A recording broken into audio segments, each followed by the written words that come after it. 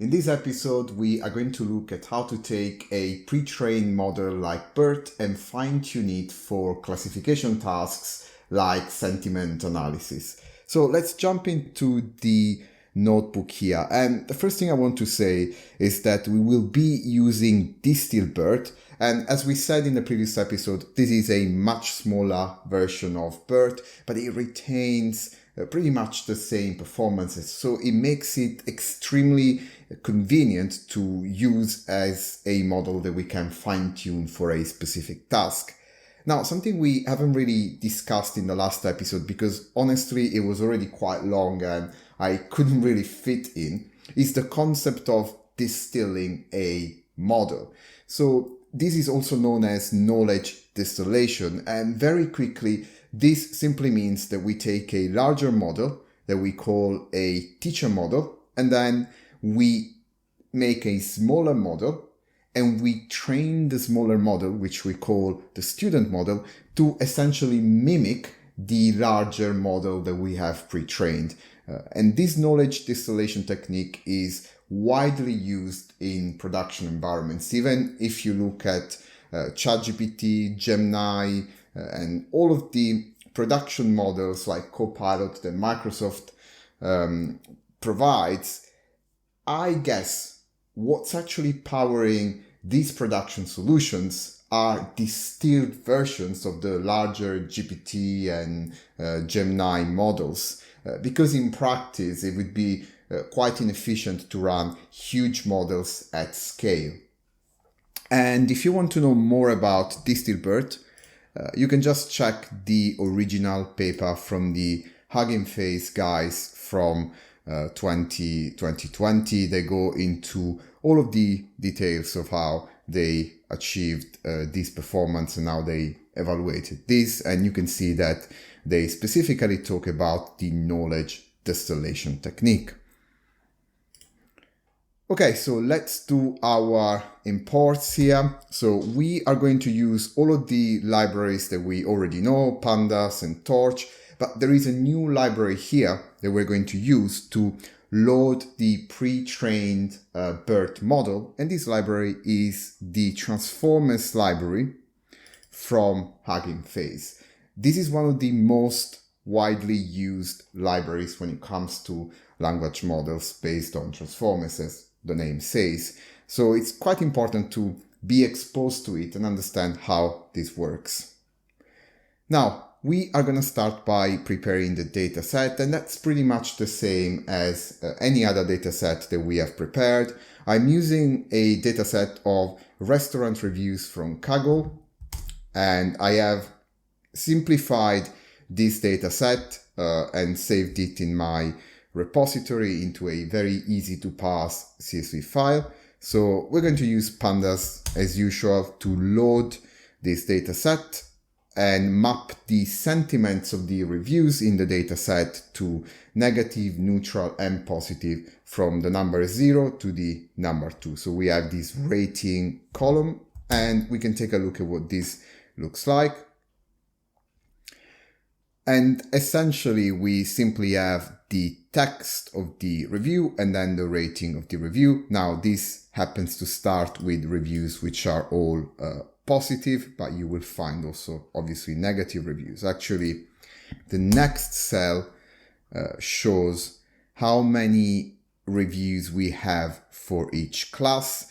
And immediately I should say, this is an okay data set to play with, but you don't really want such an imbalance. Here we have 6,000 positive reviews, 2,500 neutral reviews, and only around 1,000 negative reviews. So one should actually try to balance the dataset, because in theory, the model that we're training could simply learn a distribution pattern rather than learn the specifics about what makes a review positive, negative, and neutral. But anyway, I'm going to use this model for simplicity. Now, exactly as we did every other time, we are going to use PyTorch. So we're going to create a data set for this from the CSV file. And remember, the dataset essentially returns the length of the dataset to PyTorch, and then also as a get item indexing function where we can call these and get all the items in the dataset.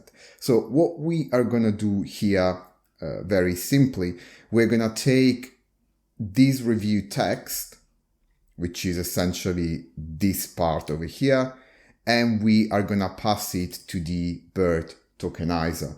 So this comes from the Transformers library. As you can see here, DistilBERT tokenizer fast, and then we encode that particular review text. And there are a couple of parameters here which are important for this. So we want this to return PyTorch tensors because we're going to use this with PyTorch. And we want to pad our reviews. So obviously we can have reviews which are longer or shorter, and we want to pad them to the max length of the input sequence that BERT can process, which is 512 tokens. And the other thing which is quite important is this add special tokens set to true. Now this essentially adds the CLS and SEP tokens that we saw in the previous episode. And remember, the CLS token added at the beginning is what we use for classification. So, and then this is the format that we return. So we can just instantiate the tokenizer in the review dataset. And if we go and check it out very quickly, so this is the first item. So this is the encoded review. And as you can see, this is a PyTorch tensor with all the IDs of the tokens and the padding. Obviously, 0 is the ID of the padding token. And then you can see that we have a 101 and a 102. And these are basically the CLS and the SEP tokens, and then everything in the middle, obviously, they are the tokens that correspond to the actual text contained in the review. We can also inspect these by decoding the encoded review, and indeed we find the review and the special tokens that have been added. So this is very similar to anything else that we've seen. So before moving on, I want to quickly mention this attention mask because it could be confusing. This has nothing to do with the self-attention layer of Transformers. This is just something that we pass to the model so that we can mask out the padded tokens. So the model doesn't pay attention or doesn't work with the tokens that we have padded. And you can see it here in the output that this mask simply is set to 1 for all the actual tokens, and it is set to 0 for all of the padding. So very simple, nothing to do with the self-attention layer.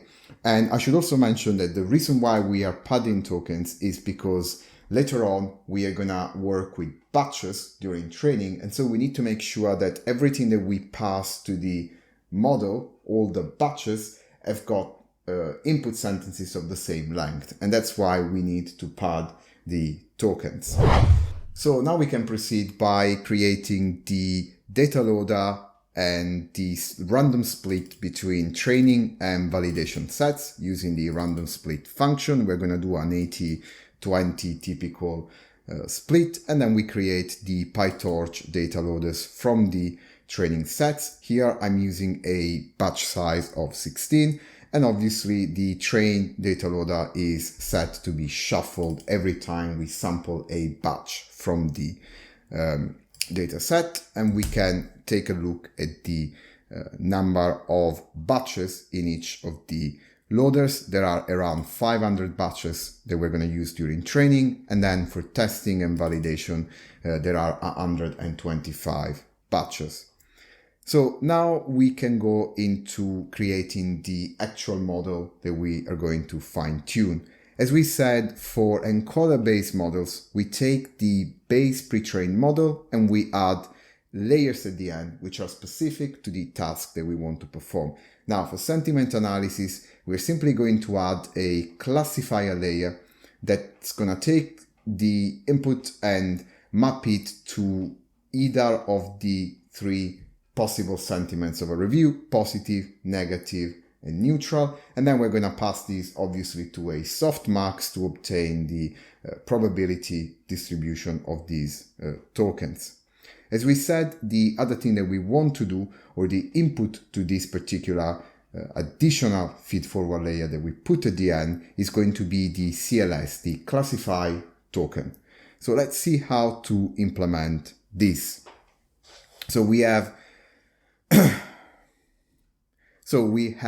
the custom DistilBERT for sequence classification, and we take the base model from the HuggingFace pre-trained library, and then we add essentially these bits here, which are our feed-forward multi-layer perceptron.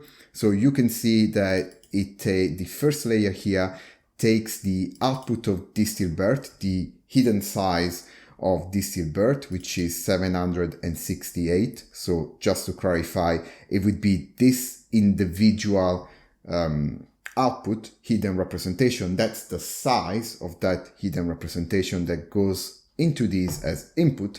And then it goes through the different layers until it goes out of the final layer as the three labels for our three sentiments here.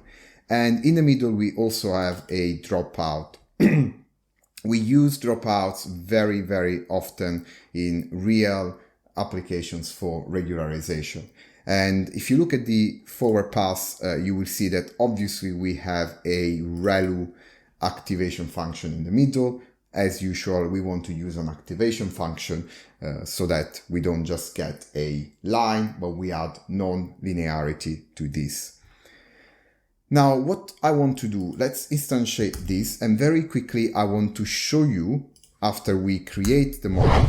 Now that we've instantiated the model, I want to very quickly show you what's inside the pre-trained DistilBERT model. So here on the screen, we have from the episode on transformers, essentially what the encoder part of a transformer looks like. If you remember, there is some embeddings at the very beginning, and then we've got 6 encoder blocks. And if we look inside the DistilBERT model, so if we print that PyTorch model, as you can see here, we find our embeddings, so the word embeddings here, and then the positional embeddings. And then, as usual, we have, as we said, dropouts and layer normalization. And then we have the 6 transformer blocks that we have in the original architecture. And inside the blocks, we have the multi-head self-attention. And again, inside these, you actually have the query, key, and value networks, which learn how to compute the attention weights for the self-attention layer. And then we've got layer normalization, and then the final feed-forward network for each layer. So that feed-forward and layer normalization is all this part over here. Okay, so we are now ready to fine-tune the model. And fine-tuning works exactly as any other training that we've done before. We set the device, move the model to the GPU. I'm using a V100 here. And then we go into the typical training loop. We take a batch out of the Dataloader. We pass it to the model. Here we also have to pass the attention mask for the padding. And then we compute the loss and we do the backpropagation to update the weights. And we do this for 10 epochs. Now, I'm going to run this and it's going to take a while, so I'll see you when this finishes. All right, so training has finished and you can see that the loss was kind of going down, not very optimal though. We can do some evaluation and I'm simply going to do the accuracy on the test data set. If you go back to our episode on evaluation, obviously here you'd want to do precision, recall, maybe a full confusion matrix, but this is a small example, and as you can see, it's not too bad, 85% accuracy on the test dataset, but ideally you would want something more like 90, 92, 95% accuracy. And these types of models like BERT, if you fine-tune them with a better dataset, you can definitely achieve higher performances than this. But now, just for fun, I want to test these on some actual reviews that I have written. And so for this, I made a predict sentiment function, and this just does the inference. It takes a review, the model, the tokenizer, and just outputs the sentiment. And these are the reviews which I have written. Obviously, I'm Italian, so I thought it'd be fun to give some opinions on pizza restaurants. So we have the first one. We ordered from Papa Joe's a so-called pizza. What to say, I'd rather eat a piece of cardboard. Calling this pizza is an insult to Italians. The second review is more of a neutral one. I guess Pizza Hut is okay, but far from the Italian pizza, but I did enjoy it. This is not going to blow you away, but still quite okay. I even have a typo here. And then we have a positive review. Gino's pizza is what authentic Neapolitan pizza tastes like. Now, let's see if the model can correctly identify the sentiment. I think I have to do that cell. And okay, we've got negative, positive, and positive. So this was more of a neutral one, but it's marking it as positive. I guess I did enjoy it. It's quite positive. Let me see if we just say Pizza Hut is okay, but far from the Italian one. This is not going to blow you away, but still quite okay in the end. So this should be neutral. It still comes up as positive. So you can see the model really struggles with that kind of middle ground. We could train it a little bit longer and see if maybe it can detect that sentiment. Maybe I'm gonna do a little bit more of training, maybe just a couple of epochs, and see if we can get this to perform a little bit better. Okay, let's see if this is a little bit better. I doubt it. If nothing, it will be overfitting even more the data set. Oh no, it kind of worked now. So it actually got better. Probably we could train it a little bit longer and it would still get better. But you see, it correctly identified now this one as a neutral review. So the model is kind of performing decently. Actually, let's see if the accuracy on the test has gone up or down. Possibly it's gone up. Let's see what this is like. It's actually gone down. It's overfitting. But anyway, you would need, as I said, a better data set. Now, I want to say something else about the strategy that we can use to update the weights. Now here, exactly as they did in the original BERT paper, we are updating all the weights of the model. So we are updating both the actual pre-trained weights of the model, and we are updating the classifier layer. If you wanted to try the alternative strategy that we spoke about in the last video, you can freeze the weights of the base model and just update the additional layer on top. And this is very simple to do with PyTorch actually. So you can just get the parameters of DistilBERT. These are just tensors, and you can set them. You can set the property requires gradient to false. And that's very simply now just frozen those weights. So when you do back propagation, PyTorch, the optimizer of PyTorch, is not going to touch those weights. So now you could literally just, actually the way you would do this, you would instantiate a fresh new model. Then you would go and freeze the weights of that model. And then you'd go in and do the training loop. Now, to finish, I want to quickly talk about the HuggingFace Transformers library, which has a lot of abstractions on top of PyTorch that we can use to fine-tune models. Specifically for DistilBERT, we have a DistilBERT for sequence classification, which basically you can just instantiate by giving it the number of labels, and in the background it goes and creates a model similar to the one that we've created manually. So similar to this one, it's basically going to add the final layers for classifying into 3 classes, and it's gonna implement a very similar forward pass. So that's what people would actually use in practice. And then it also gives you a very convenient trainer object, which you can configure with some arguments and then just call the train method, which basically implements all of that loop for you in quite an efficient way. So again, this is what you would really do if you were fine-tuning DistilBERT or any other model which is available from the HuggingFace Transformers library.